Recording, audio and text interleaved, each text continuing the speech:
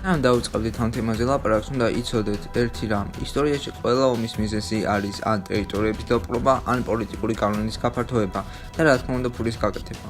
მაგრამ ნებისმიერ ომს სჭირდება თავისი საბაბი.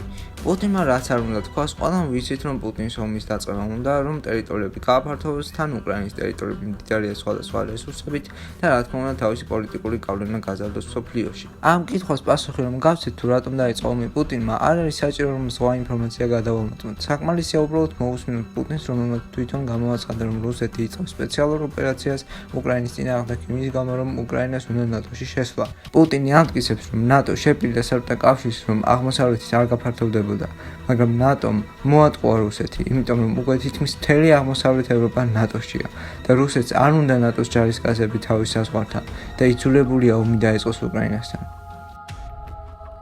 მოიცა, თუ მართლაც ნატო შეპირდა რუსეთს, რომ აღმოსავლეთ ევროპაში არ გაფართოვდებოდა, მაშინ პუტინის მესმის, იმიტომ რომ მართლაც მოატყუეს. ვაუ, მართლაც არ მეგონა თუ სიმართლე ესეთი მწარე იქნებოდა. ეხლა უბრალოდ ტკისებული გვჭირდება იმის, რომ ნატო მართლაც შეპირდა რუსეთს, რომ არ გაფართოვდებოდა აღმოსავლეთ ევროპაში და ეგ არის. ხო და მოდით ერთად ვიპოვოთ ის საბუთი, სადაც ნატო და საბჭოთა კავშირის შეთანხმება, რომ აღმოსავლეთში ნატო არ გაფართოვდებოდა და ესეთი საბუთი არ არსებობს.